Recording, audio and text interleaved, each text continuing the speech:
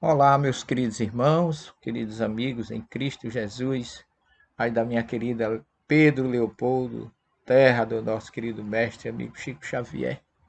Eu queria dizer da minha alegria, da minha honra de estar aí com vocês neste momento, esse grupo dirigido pela Ana Paula, que gentilmente nos convocou para fazermos um estudo com vocês sobre mediunidade na Bíblia.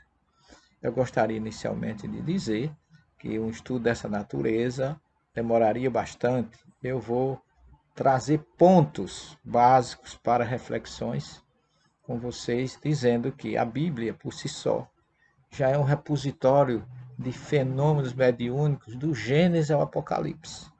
Então você não encontra nem um livro da Bíblia que você não tenha uma passagem com processos mediúnicos, com acontecimentos mediúnicos.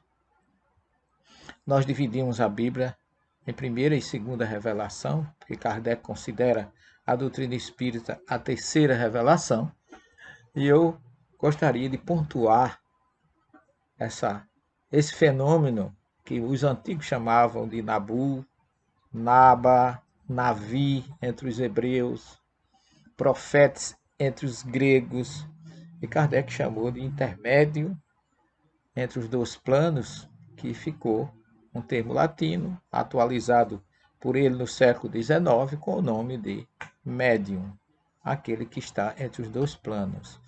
Mas não muda absolutamente nada. Quando você volta no tempo, você vai ver que o maior médium que nós temos notícia, fundador do monoteísmo, foi Abraão.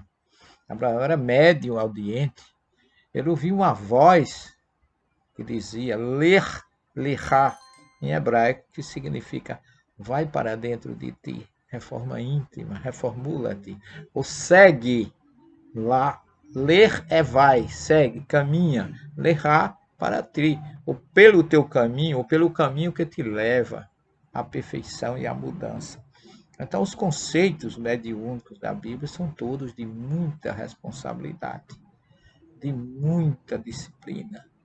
Não há diferença daquilo que a gente conhece através de Kardec, a responsabilidade que temos que ter no conhecimento. E vejam bem que naquela época não era fácil.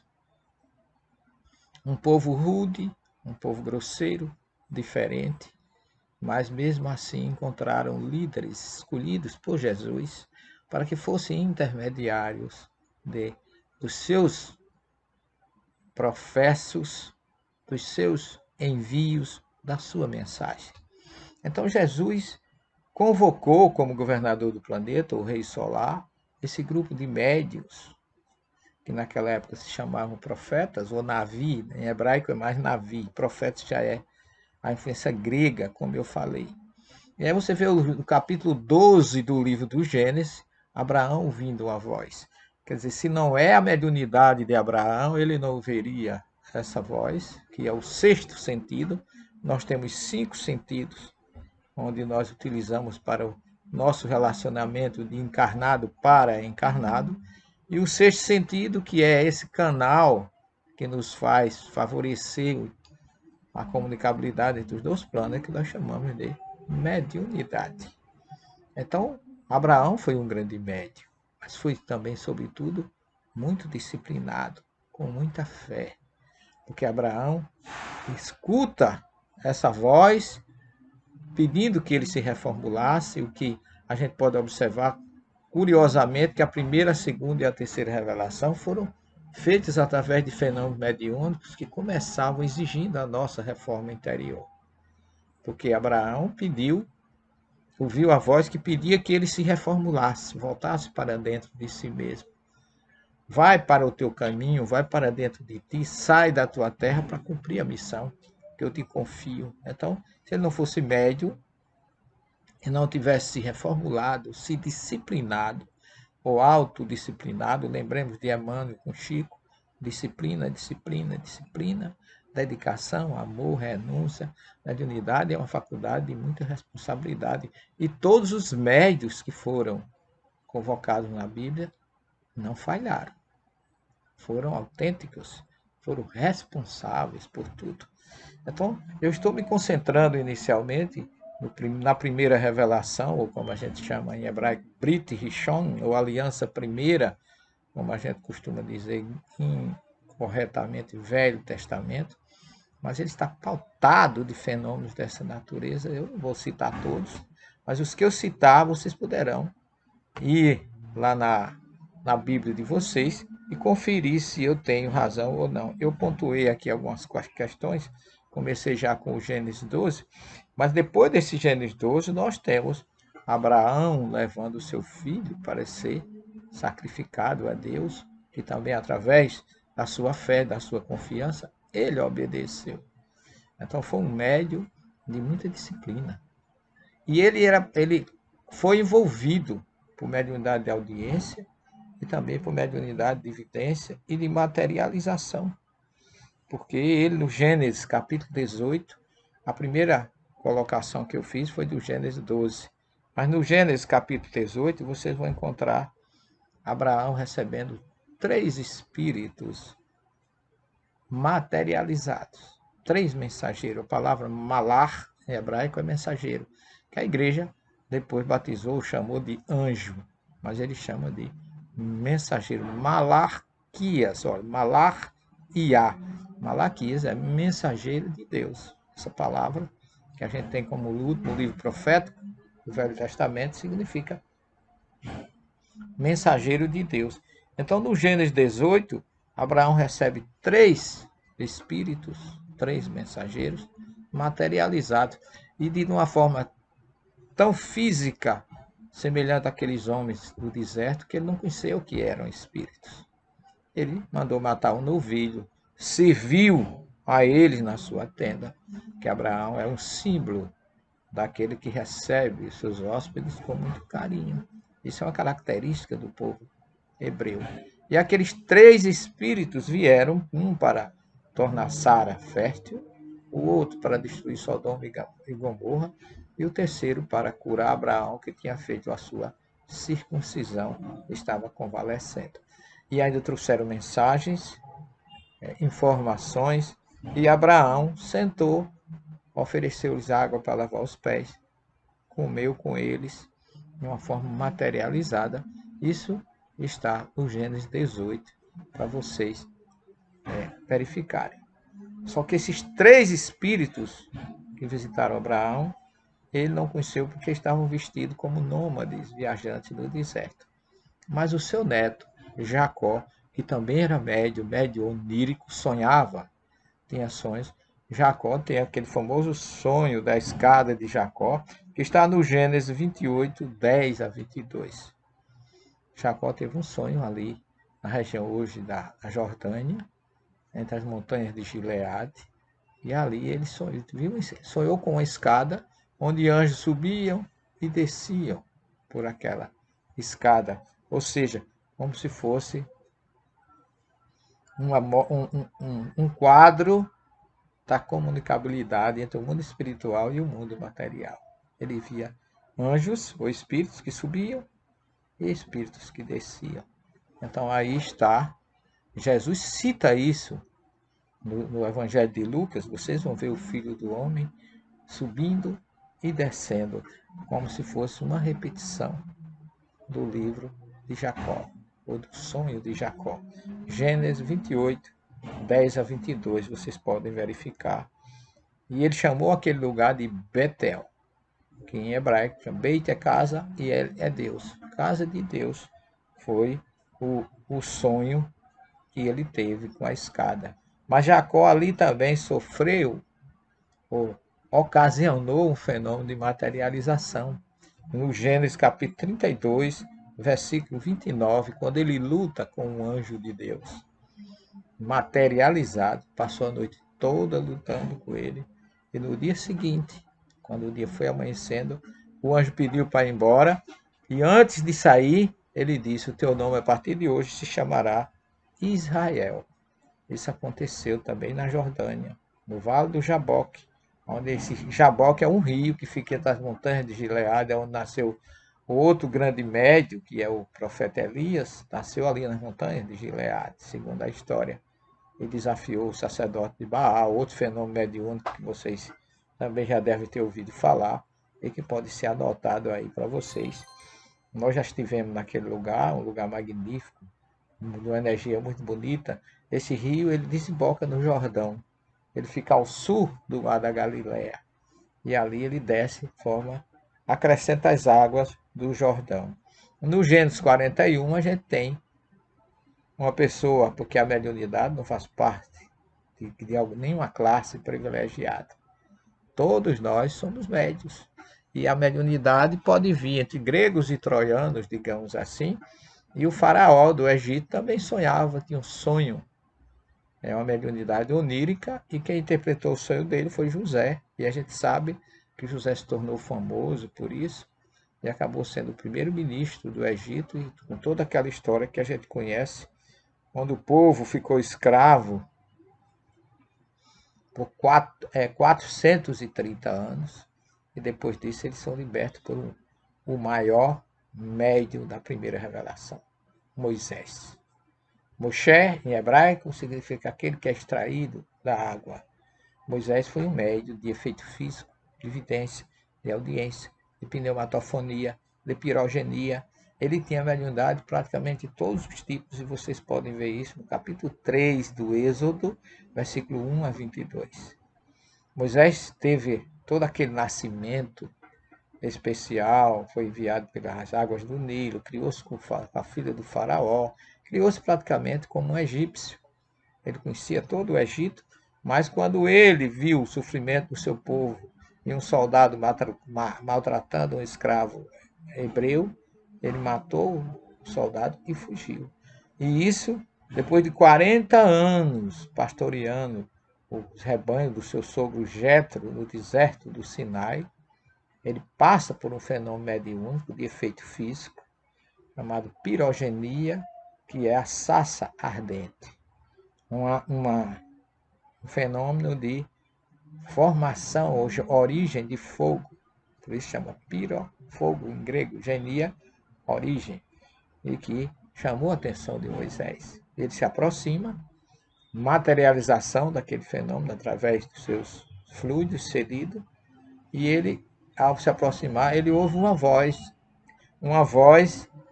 gerada, como Kardec chama, de pneumatofonia, voz espontânea. Você ouve no ambiente, mas não está vendo quem o está produzindo. Mas é um efeito físico.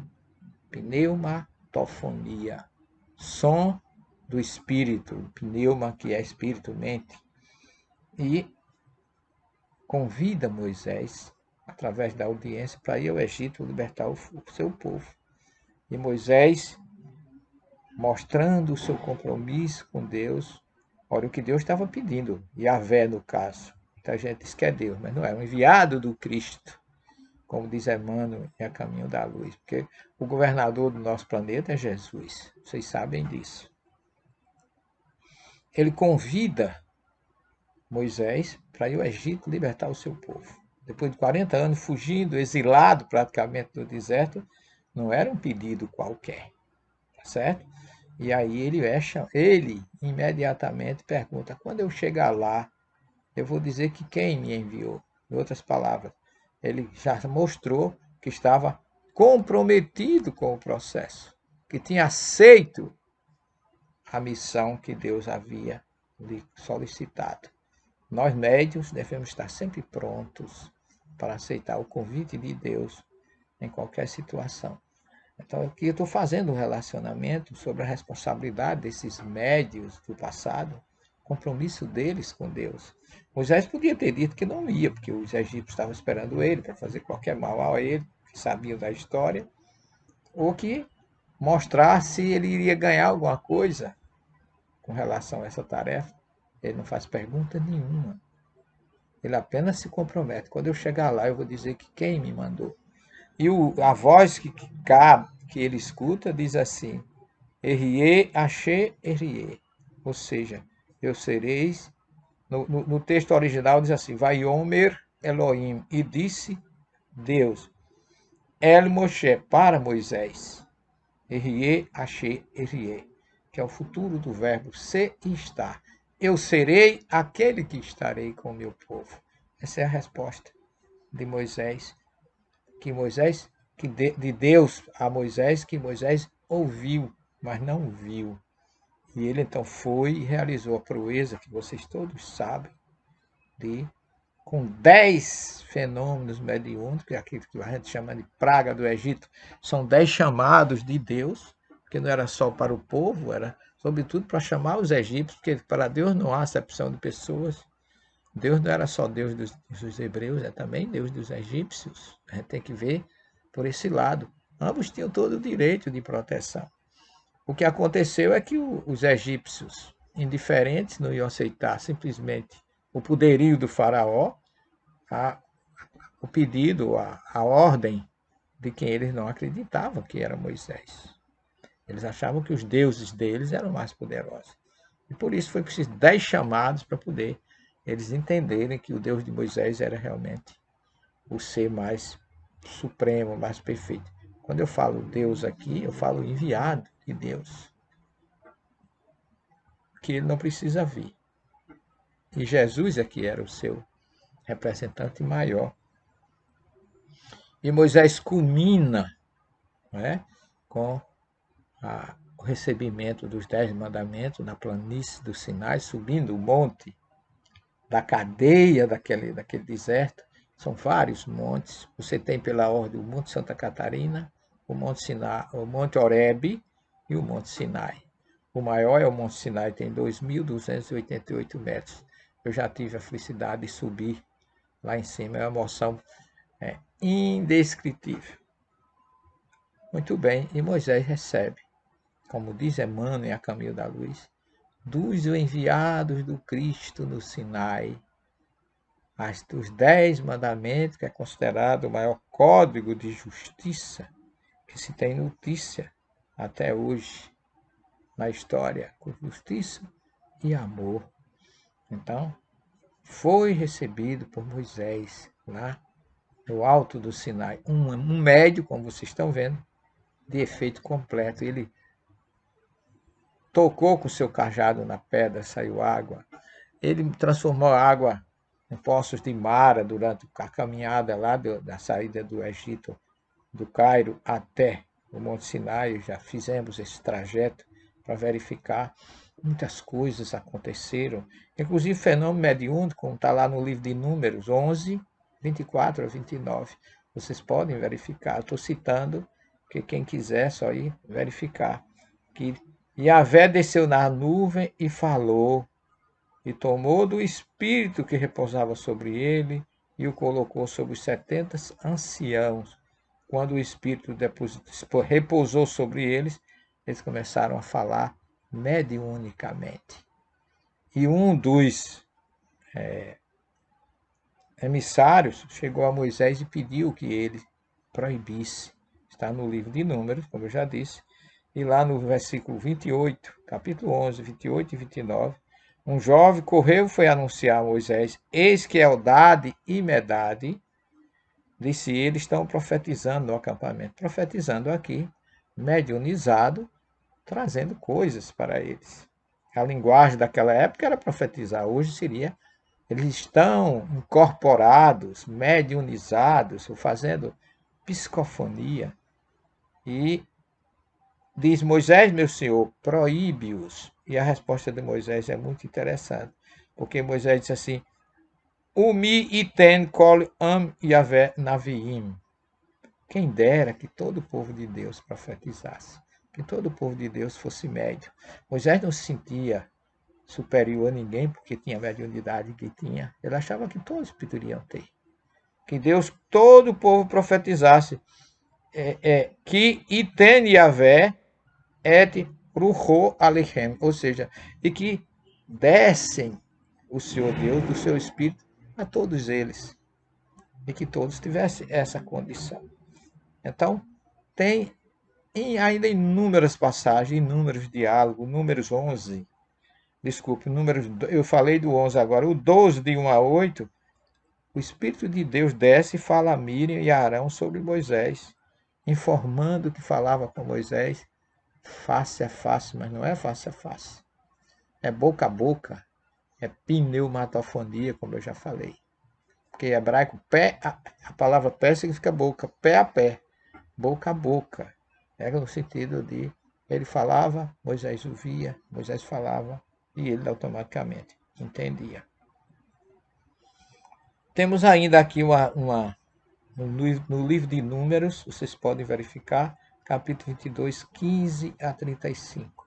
Temos uma materialização fantástica causada por um médium chamado Balaão, porque diz que Balaque, rei de Moabe, recorre a Balaão para que este amaldiçoe o povo de Israel. Balaão recebe instruções da parte do seu guia para não amaldiçoar o povo de Deus, porque ele é um povo bendito. E o espírito, ou o anjo enviado de Deus, se pôs do caminho de Balaão.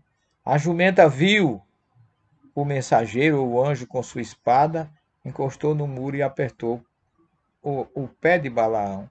Balaão espancou a jumenta, então o anjo abriu a boca da jumenta e ela falou. Quer dizer, houve uma materialização com pneumatofonia. Isso causado por um médium chamado Balaão, que diz que a jumenta abriu a boca e falou. Jumento não fala, a gente sabe disso. A voz era entre o anjo e que Balaão é que o viu. Naquela época, ninguém nunca ia entender esse fenômeno como nós entendemos hoje. E o Deuteronômio 18, que diz: Yahvé informa a Moisés que vai escolher um médio ou profeta igual a ele no meio dos hebreus, ao qual ditará todas as suas ordens. Aqui muita gente entende esse Deuteronômio 18, como uma referência ao próprio Cristo, que veio do meio dos hebreus para trazer a mensagem que trouxe e que nós conhecemos. Então nós temos mais ainda muitas passagens. Há uma que eu queria chamar a atenção aqui, é o primeiro livro de Samuel, capítulo 16, 14 a 23, que fala do rei Saul, o primeiro rei de Israel, que era um rei insubordinado, um rei sem fé, um rei que cometeu muitas heresias, apesar de tão bem orientado pelo profeta médio Samuel, que pela sua insubordinação, diz o texto hebraico traduzido do original, o Espírito de Deus retirou-se de Saul e um espírito mau, olha aí, veio sobre ele enviado por Deus. Não foi Satanás, foi um espírito inferior. Primeiro livro de Samuel 16, 14 a 23. Só que eles se atormentavam.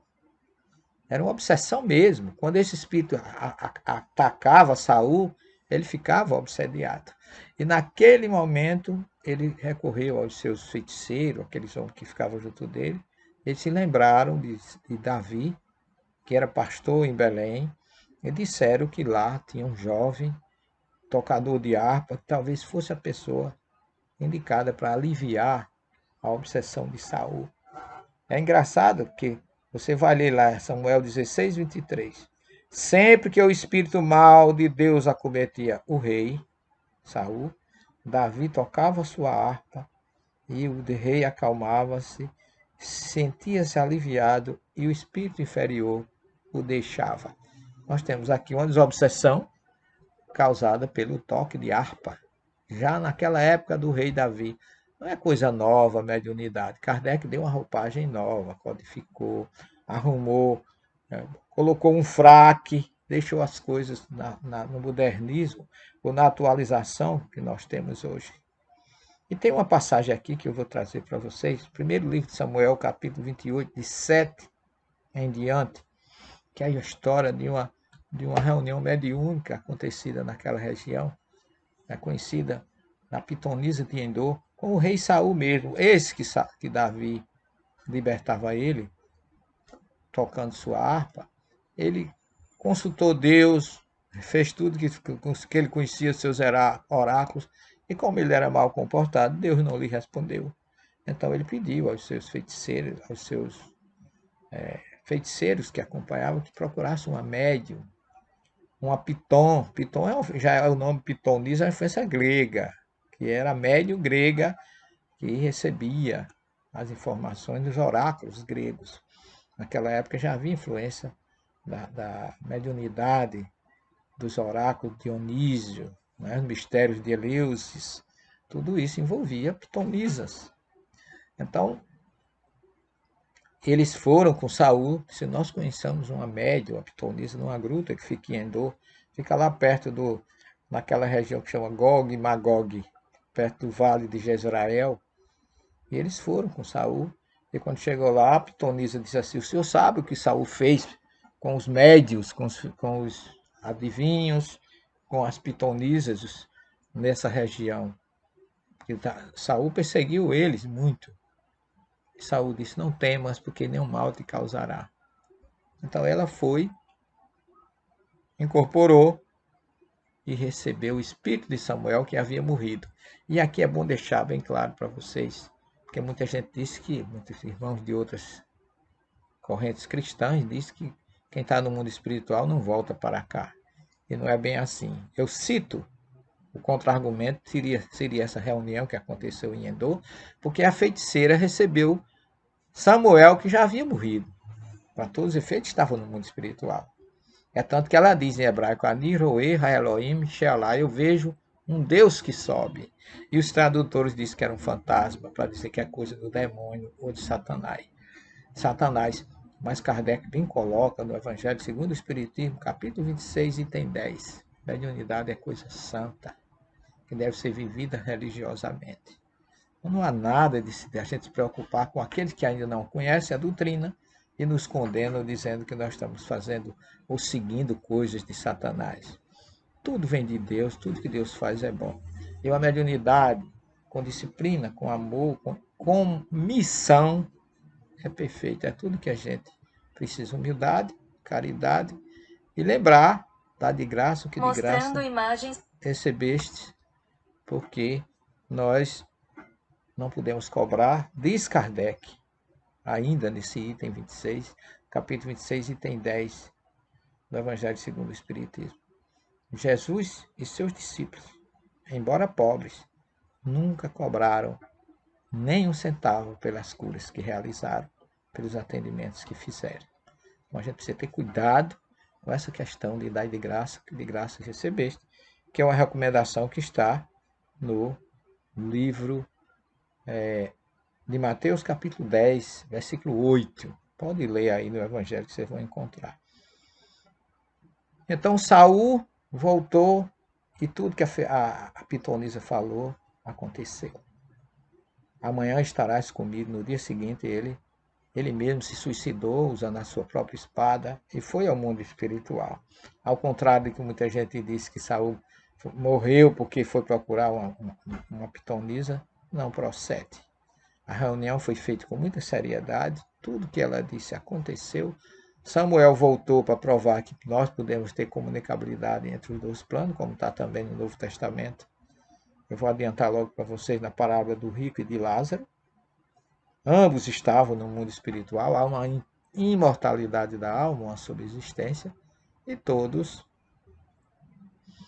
nós um dia teremos que chegar do outro lado, no mundo vindouro, como diz os Hebreus, Olam Abá, que é o mundo que vem, que é o caminho de todos nós, porque nós sabemos que a verdadeira vida é no mundo espiritual, como nos coloca Kardec na Gênese, sua obra mais científica e mais digna de ser pesquisada e estudada.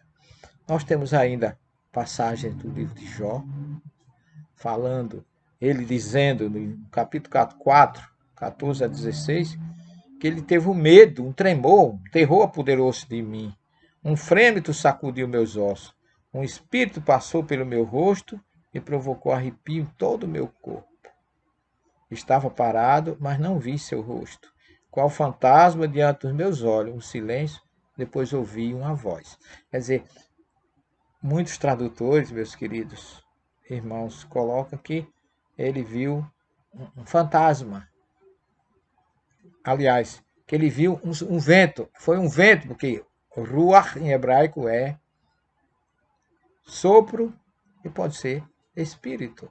Então, para não dizer que era espírito, diz que é um vento. Traduzem muitos como vento. Um vento passou diante de mim, mas um vento não fica parado. Um vento não provoca arrepio, nem um vento tem voz. Então, por mais que negue ou que destoem essa tradução, acaba sendo um encontro mediúnico. E ainda a voz pergunta a ele: pode o homem ser justo diante de Deus, um mortal ser puro diante do seu Criador?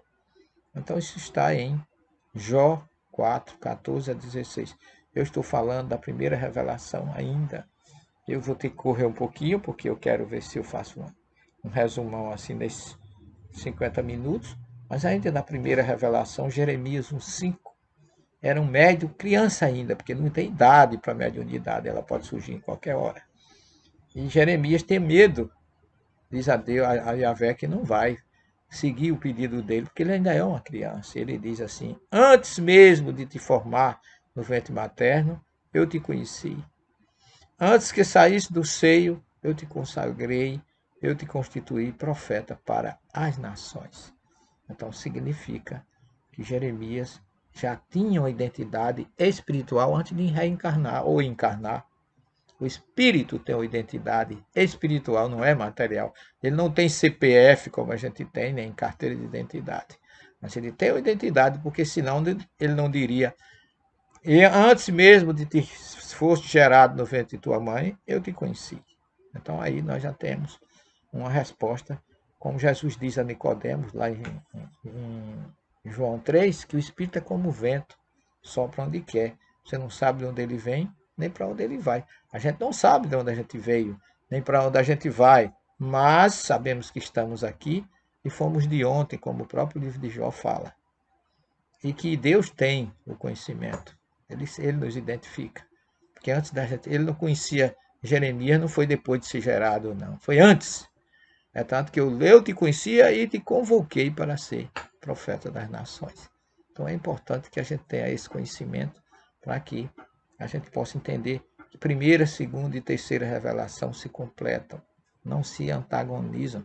E a terceira, que é a doutrina espírita, ela vem exatamente para complementar e esclarecer esses detalhes que muita gente vê à luz da sua religião, da sua fé, do seu dogma e não aceita nada que possa ser diferente. Mas a doutrina espírita não veio destruir absolutamente nada, nem a fé de ninguém, nem a religião de ninguém. O papel dos espíritos, na questão 627 do Livro dos Espíritos, é levantar o véu e tornar compreensível aquilo que até então era mistérios. E o livro segundo o Espiritismo diz que o Evangelho segundo o Espiritismo diz: o Espiritismo é a chave através da qual tudo se explica de um modo fácil. Então esse é o nosso papel. E terminando aqui, resumidamente, a primeira revelação, nós temos Joel 3, falando da efusão dos espíritos. Depois disso, derramarei do meu espírito sobre toda a carne, vossos filhos e vossas filhas profetizarão, vossos jovens terão sonhos, vossos anciões terão visões. Mesmo sobre os escravos e as escravas derramarei naquele dia do meu espírito. Joel 3, 1 e 2. Então, isso aqui se repete e é lembrado por Pedro em Atos 2, no famoso, conhecidíssimo fenômeno de Pentecostes, que através daqui a gente já começa a falar da mediunidade no Novo Testamento. Mediunidade com Jesus, que preparou tudo. Inclusive o seu nascimento foi envolvido por espíritos que ele enviou. Gabriel foi enviado. Lucas diz: o anjo, o enviado Gabriel, foi enviado por Deus a uma jovem da cidade, da aldeia de Nazaré. Então, tudo começa com o fenômeno de, materialização e depois uma visão que ela recebe a presença do anjo que diz que ela vai ser a mãe do Cristo. Um fenômeno mediúnico de pneumatofonia, materialização, vidência e audiência. Todas as histórias. E depois a apresentação de Jesus no templo, com aquele médio Simeão que o identifica, né? Lucas 2, 25 a 32, vocês podem ler. O cântico de Simeão, que é maravilhoso, como está em Lucas 2, 29 a 32. Agora, soberano Senhor, podes despedir em paz o teu servo, segundo a tua palavra, porque meus olhos viram sua salvação, que preparaste em face de todos os povos, luz para iluminar nações e a glória do teu povo Israel. Então, médio que identifica Jesus.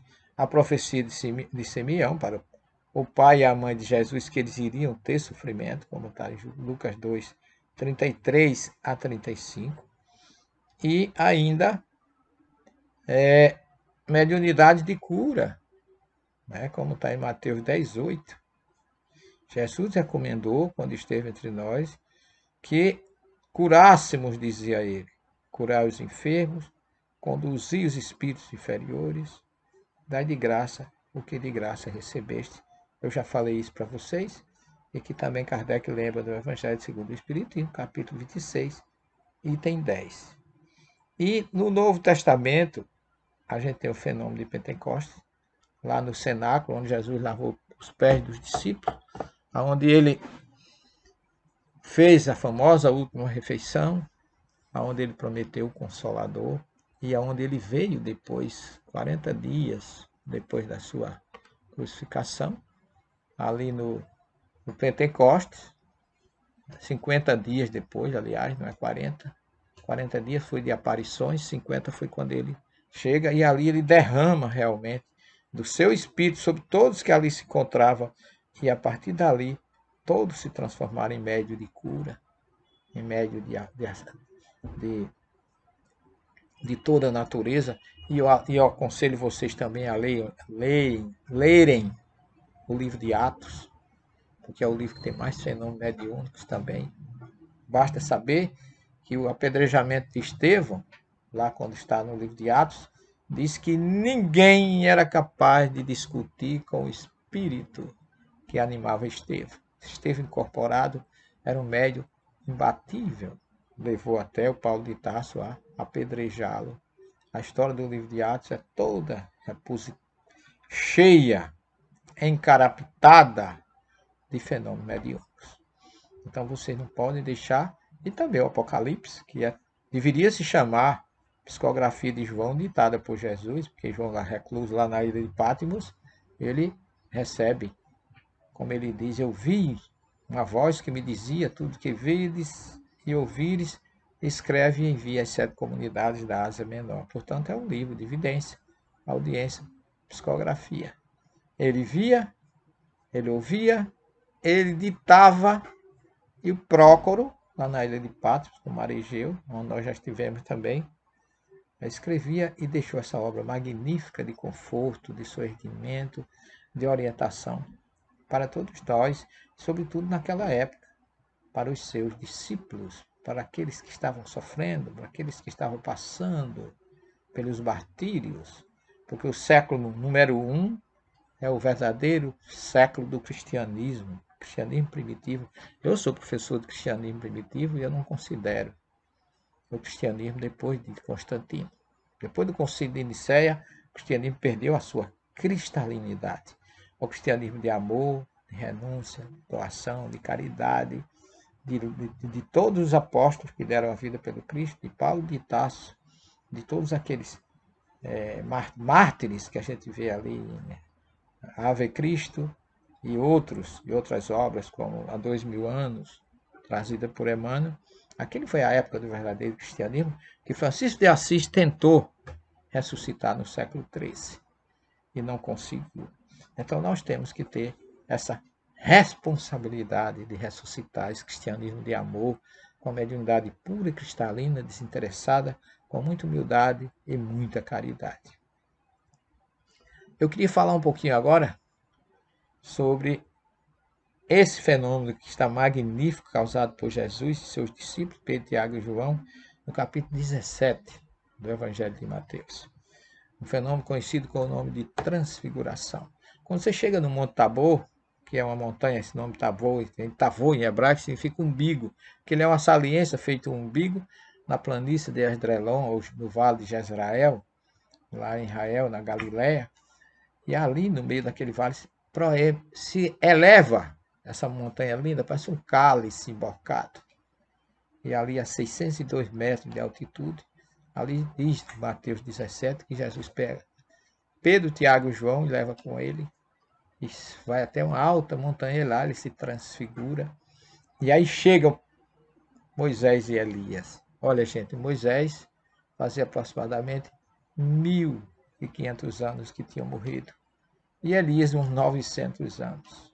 Para todos os efeitos, estavam mortos. Mas ambos voltaram e vieram conversar com Jesus. E foi tão real que narra os discípulos, narra Mateus, que Jesus se transfigurou de tal forma, seu perispírito se projetou com tanta luz que eles ficaram ofuscados. A linguagem que Mateus usa é que seu rosto brilhou como o mais puro dos linhos. Ele não tinha outra coisa para comparar, outra metáfora, ele não conhecia algo mais puro. E chega Moisés e Elias. Moisés simbolizado nas duas tábuas, né, dos 10 mandamentos, o Éssere de Brote, e Elias com um livro debaixo do braço. E aí, aquele momento foi um momento tão sublime que Pedro não queria mais sair dali. Disse: Senhor, é importante que fiquemos aqui, deixa que eu construa uma tenda para ti, outra para Moisés e outra para Elias. E ali é interessante porque é um lugar assim magnífico. Assim como a pitonisa de Endor simboliza a comunicabilidade entre os dois planos na primeira revelação, o Velho Testamento, a transfiguração de Jesus simboliza a comunicabilidade entre os dois planos no Novo Testamento. Dizem alguns antagonistas ou desconhecedores da doutrina espírita que Moisés proibiu. Ele não poderia ter proibido se ele mesmo veio fazer isso. Se ele mesmo foi um portador dessa comunicabilidade entre os dois planos. Moisés proibiu, não. Ele regularizou o abuso, a forma como era feito, os interesses, como nós. O item 372, se eu não me engano, do Livro dos Médiuns, fala disso, que a faculdade mediúnica, Kardec diz, tem que ser realizada sem nenhum interesse secundário. E ele deu muito exemplo disso, porque em 1019, pergunta, 1018 do Livro dos Espíritos, ele não fez nenhuma pessoal, porque ele levava realmente muito a sério essa faculdade. E essa comunicabilidade. E eu quero fechar esse nosso encontro através de outros, que ainda tem muitas outras passagens, mas, como eu já falei, vejam o livro de Atos, vejam outras colocações que Jesus faz, mas essa do Tabor é importantíssimo que a gente aprofunde um pouquinho, porque eu preciso deixar para vocês uma noção daquilo que a gente conseguiu concluir depois de tudo que a gente tem pesquisado. Quando eles descem da montanha, que hoje lá tem uma igreja com 3 torres, construída por um arquiteto, simbolizando as 3 tendas, uma de Moisés, outra de Jesus, outra de Elias. Nós temos ali, gente, meus queridos irmãos, 3 revelações. A primeira com Moisés, a segunda com Jesus e a terceira com Elias. Não é curioso isso? Quando eles descem da montanha, os discípulos perguntam, os escribas falavam que Elias tinha que voltar, como está em Malaquias, como está em Isaías. Malaquias diz que eis que enviarei o profeta Elias antes que venha o grande e temível dia do Senhor. E Jesus depois confirma que João Batista é o Elias. Isaías diz: a voz que clama no deserto, e perguntaram a João: tu és Elias? Ele disse: não. E quem és afinal? Disse: eu sou a voz que clama no deserto. Quer dizer, ele era exatamente aquele que Isaías tinha dito, que Elias iria voltar como a voz do que clama no deserto. Então aí está comprovada a reencarnação, literalmente, dita por Jesus. Quando Jesus fala, o mínimo que a gente pode fazer é calar a boca e se ser submisso ao seu amor incondicional, à sua luz magnífica e maravilhosa para todos nós. Quando eles descem do monte, o discípulo pergunta: mestre, não dizem os escribas que Elias teria que vir primeiro? Ora, eles viram Elias ali no monte, junto com Moisés. Jesus disse: Elias há de vir para restaurar todas as coisas. Olha, meus queridos amigos aí de Pedro Leopoldo, Ana Paula e demais amigos desse grupo de estudo, eu acho essa colocação de Jesus magnífica, porque ninguém explica porque que Jesus disse que Elias teria que voltar para restaurar todas as coisas. Agora vamos dar uma passadinha lá no João 14, quando Jesus diz: eis que vos enviarei um outro Consolador, o Espírito da verdade, que o mundo não conheceu. Porque João Batista não foi conhecido o suficiente, porque não deu tempo. Né? Elias defendeu o monoteísmo, Mas Elias não terminou. Haverá de vir para restaurar todas as coisas. E Jesus diz: quando vier o Consolador, ele lembrará tudo que eu disse e ensinará coisas novas. Então Jesus está falando de alguém que viria para completar o seu trabalho numa terceira revelação. E se vocês começarem a analisar, não os espíritas, mas o próprio Lutero diz que Elias representava os profetas. Quem são os profetas? Os médiuns de hoje. Representava o quê? A terceira revelação, que foi feita toda em cima de faculdades mediúnicas, de psicografia, mensagem recebida por Kardec do mundo inteiro. Então eu vejo o selo do Cristo dizendo que aquele encontro dele no Tabor significa a primeira, segunda e terceira revelação, porque Kardec é que chama a doutrina espírita de terceira revelação, lá no Evangelho segundo o Espiritismo, capítulo 1, mas quando ele chama de terceira revelação, ele não está desmerecendo outras revelações, porque existiam os muçulmanos acreditam que Maomé foi o grande revelador. Nós temos o budismo, o hinduísmo, o shintoísmo, o taoísmo, o zoroastrismo, as regiões do Japão, né, que é o shintoísmo. Nós temos na Índia, né, todos são revelações. Mas quando Kardec chama de terceira, é porque o papel da terceira revelação é explicar a primeira e a segunda. Ela vem como uma terceira, mas não para destruir as outras, mas para tornar palpável e compreensível aquilo que até então era mistérios, ou parabólico, ou metafórico, como o próprio Espírito da Verdade diz na questão 627 do Livro dos Espíritos. Então nós temos Jesus deixando para nós um recado maravilhoso na transfiguração no Monte do Tabor, aonde ele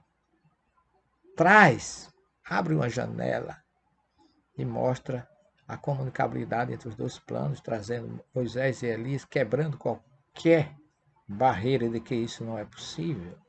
Inclusive, uns dizem, não, mas Elias foi arrebatado. Paulo de Tarso disse que carne e sangue não é do rei dos céus, significando que o que vai para o mundo espiritual, como diz o Eclesiastes no capítulo 12, é o espírito. O próprio Gênesis, tu és pó, em pó te hás de tornar. O corpo foi a terra, o espírito vai a Deus, diz Salomão no Eclesiastes. Então, nós temos muitas passagens falando de tudo isso. E realmente eu gostaria de deixar para vocês essas pontuações, que ainda no livro de Atos tem bastante passagem, né? A de Estevão, que eu já falei. A de Estevão, inclusive, se vocês quiserem conferir, é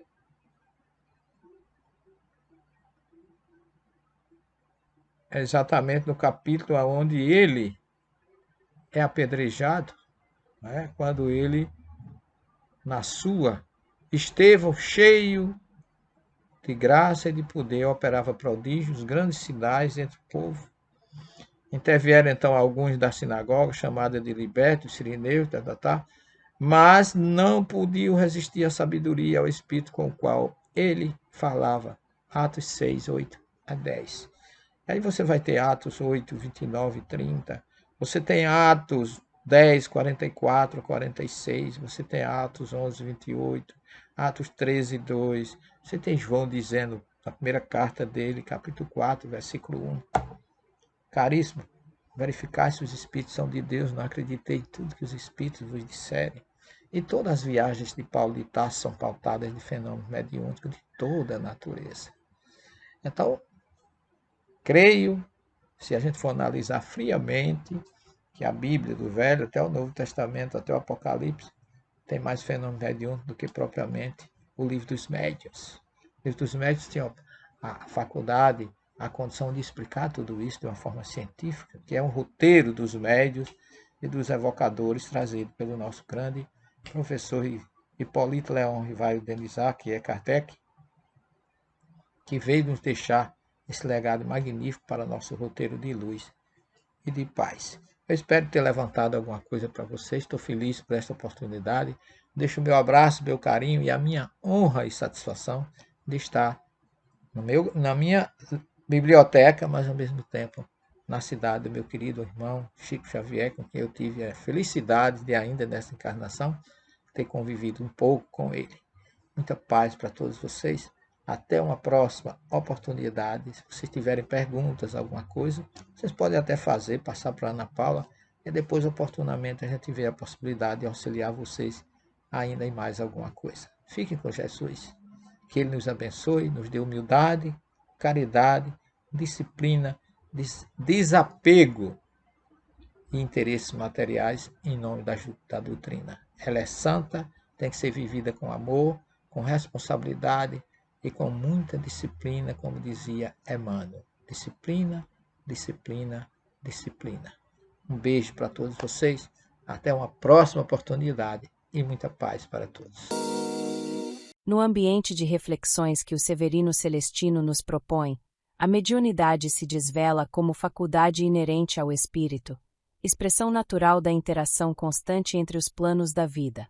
Não se trata de um fenômeno extraordinário, nem de um privilégio concedido a poucos, mas de uma sensibilidade espiritual que traduz, em diferentes níveis, a imersão contínua do ser na realidade invisível. O Espiritismo esclarece que a mediunidade é uma aptidão orgânica, refletindo as características do perispírito. Suas expressões, como a audiência, a vidência ou a psicofonia, são variações de um mesmo princípio: a capacidade do ser humano de servir de instrumento para os espíritos comunicantes. Contudo, essa faculdade exige responsabilidade. Sua prática consciente está indissociável da vigilância moral e da elevação dos pensamentos, uma vez que todo intercâmbio espiritual é regido por sintonia. A comunicabilidade entre os dois mundos, fartamente registrada nos evangelhos e consolidada pela observação sistemática da doutrina, comprova a imortalidade do espírito e a continuidade da consciência. Fenômenos como a materialização e a pneumatofonia, bem como os relatos de aparições e diálogos espirituais, revelam que a morte do corpo físico não interrompe a individualidade, nem dissolve os vínculos afetivos. A doutrina apresenta a mediunidade como recurso educativo e terapêutico. Instrumento de auxílio e consolo, deve ser exercida sob a orientação dos princípios evangélicos e nunca convertida em objeto de lucro. A recomendação do Cristo, de graça recebestes, de graça dai, permanece como critério de pureza no intercâmbio com o além. O Espiritismo destaca que a mediunidade pode vincular-se a planejamentos reencarnatórios, isto é, compromissos assumidos antes da reencarnação. Direcionada ao auxílio coletivo e à difusão dos princípios morais evangélicos sob a luz do Espiritismo, a mediunidade missionária também é uma oportunidade de resgatar débitos adquiridos em vidas pretéritas e auxiliar na evolução do espírito. Outro aspecto pouco compreendido é o animismo, que consiste na interferência do próprio médium nos conteúdos transmitidos.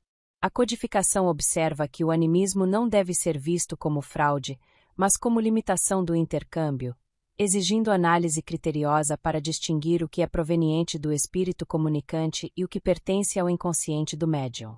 Já a mistificação, quando a intenção deliberada de enganar, seja do espírito comunicante ou do próprio médium, é um dos maiores perigos da prática mediúnica desassistida de princípios. Daí a necessidade de ambientes doutrinariamente estruturados, pautados pela seriedade, pelo estudo contínuo e pela humildade. Ao lado das manifestações benéficas, o Espiritismo também esclarece os riscos da obsessão, expressão da influência persistente de espíritos infelizes sobre os encarnados.